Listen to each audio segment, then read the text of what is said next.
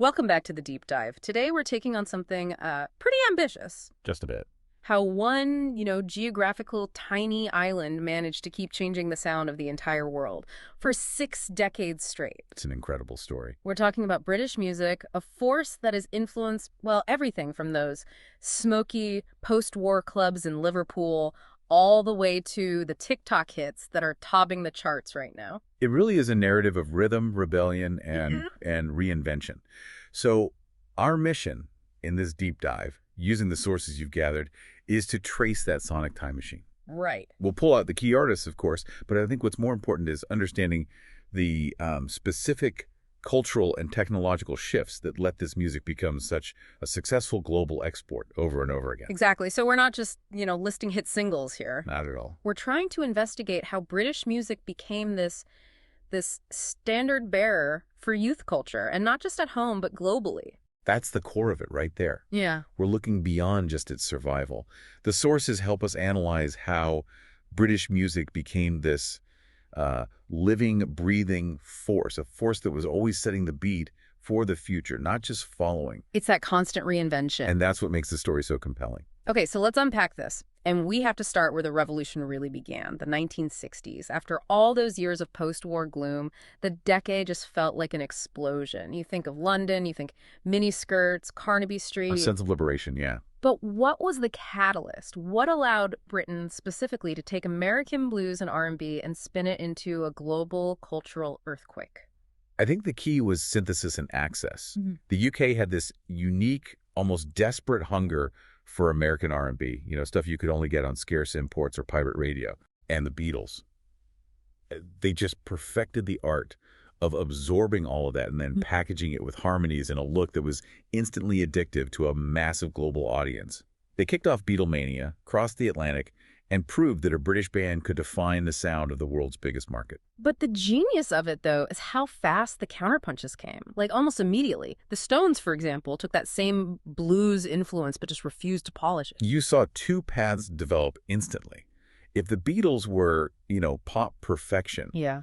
then the Rolling Stones offered the grit, the swagger, the slightly more dangerous alternative. Yeah. And then right behind them, The Who came in with this raw, chaotic energy, literally smashing their guitars and all expectations on stage. So what the sources are really emphasizing here is that British music became the main way for young people everywhere to define themselves. Absolutely. It was shaping fashion, attitudes, even political views. It stopped being just entertainment. It became an identity. Exactly. Okay, so if the 60s unified the world with harmony, the 70s seemed to just shatter that whole image into, well, glittering and aggressive pieces. How do we get from mop tops to the theatrical excess and pure anger of the next decade? We entered the era of the theatrical, and the boundaries of identity just started to blur. Glam rock took over, and it fundamentally turned music into art, into a visual performance. You're thinking of Bowie. Of course. We think of David Bowie shimmering onto the scene as Ziggy Stardust. He didn't just sing songs. He created these fluid identities, and he made it normal for pop stars to be, conceptual artists who were always changing. And Queen just amplified that theatricality, right? They turned rock into these huge, operatic, stadium-sized anthems. They showed the sheer scale that rock music could reach. Yeah. But, and this is crucial, while glam was getting more and more elaborate and polished, beneath all that glitter, the cultural mood was souring. And that gave rise to its complete opposite. The aggression we mentioned. The punk explosion. A totally necessary visceral reaction. Punk, led by bands like the Sex Pistols and the Clash, was do-it-yourself. It was raw, immediate, and completely anti-establishment. Where glam needed huge budgets, punk just needed 3 chords and a really good sneer. It tapped right into the anger of disillusioned youth, didn't it? Facing unemployment, political unrest. It did. And the key insight from the source material is that punk proved music could be a weapon as much as a melody. Yeah. It gave a voice to a generation that felt completely abandoned. And you couldn't contain that energy. That DIY attitude just sort of injected itself into the mainstream and changed everything as we headed into the 80s. The 80s. We shed the raw aggression for high gloss, neon dreams, and a lot of synth beats. The 80s were all about technology and presentation. Yeah. And that was driven almost entirely by the explosion of music television, especially MTV. British artists were just perfectly positioned for it. So you see the dominance of synth pop, groups like Depeche Mode, Duran Duran. They ruled the airwaves with those, really distinctive synthetic sounds. And the sources point out that this was the peak of these high production, high concept music videos. At the same time, though, you had the huge stadium giants. Right, like U2 and Dire Straits, perfecting that big, clean arena rock sound. Hmm. What's critical here, I think, is how the British music industry adapted faster than almost anyone else to this new sonic landscape that was being built by synthesizers and drum machines. But the 80s added another dimension that wasn't just about sound, it was about global activism. And the defining moment has to be Live Aid, doesn't it? Without a doubt. Bob Geldof and the Band-Aid Trust, they turned music into this massive, organized force for global good. It wasn't just a concert. No. It was a watershed moment in logistics and broadcasting. It united the whole world in a single broadcast to fight famine in Africa. And what's so fascinating about the mechanism of Live Aid, and the sources really detail this, is how it instantly positioned British artists not just as celebrities, but as activists. They used their platform to command global attention, global capital. The stage suddenly became the entire planet. And that changed the relationship between the musician and the public forever. And that new global status carried this immense confidence right into the 1990s. If the 80s were expansive, the 90s kind of focused inward with this concentrated blast of British identity. Cool Britannia. Exactly. Pure attitude, and it all centered around a cultural battle. Britpop. The rivalry. Oasis versus Blur. It defined the entire era. And it wasn't just musical competition. It was this cultural drama that the media just ate up. Oh, the tabloids turned their fights into front-page news. It fueled this massive public fascination. But if you dig into the music itself, the lyrics were all about working-class pride and this youthful swagger that was, way more melodic and hopeful than the nihilism of 70s punk.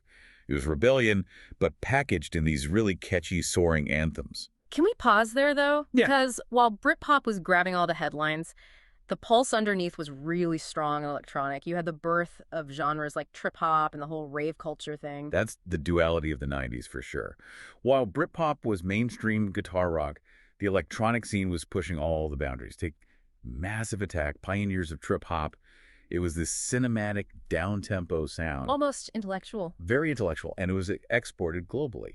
And then on the complete other end, you had The Prodigy leading the rave charge with these high-energy synthesized dance beats that were made for warehouse parties. That's a crucial distinction. Cool Britannia was this massive cultural export that put British music on the charts, in the clubs, and all over the headlines, all at the same time. A complete saturation.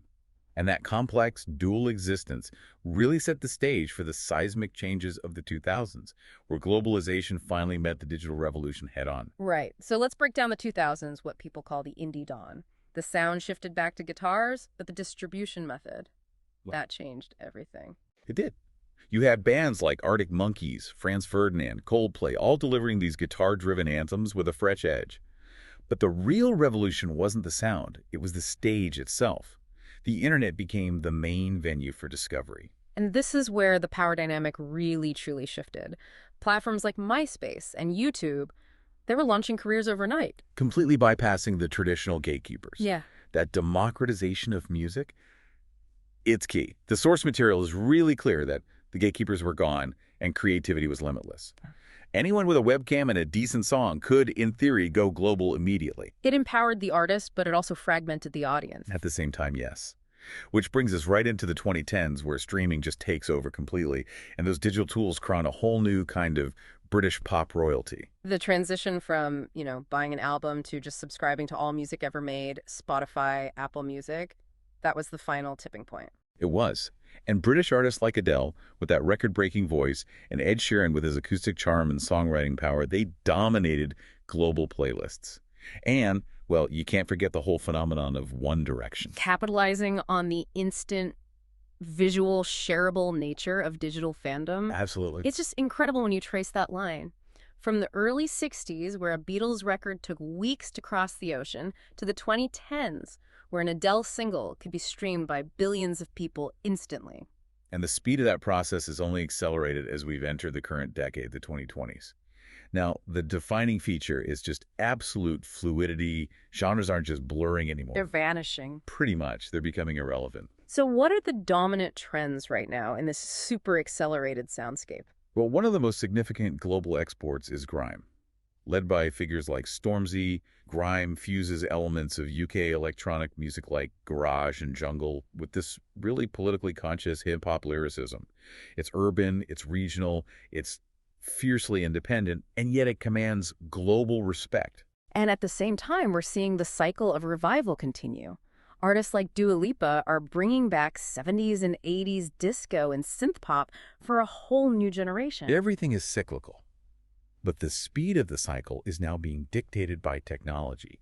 The sources really emphasize the enormous cultural impact of TikTok. Oh, yeah. It's forcing artists to think in viral snippets, turning 15-second clips into chart toppers. The pressure to innovate and adapt has just never, ever been higher. What a phenomenal journey. I mean, we've gone from the gritty rebellion of the 60s through the stadium activism of the 80s, all the way to this fluid digital culture of today.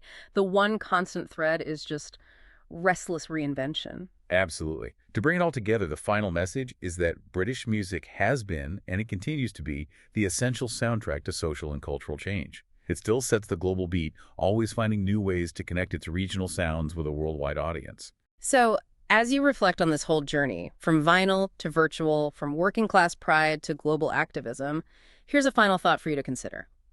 The rise of Britpop showed how a really regional, proud identity can define an era. But today, streaming and social media seem to be pushing artists into a more homogenized global conversation. Given that tension, do the sources suggest that British music can even maintain its distinct, powerful regional character? Or is the future just a single, unified global sound? Something to mull over until our next deep dive. We'll catch you soon.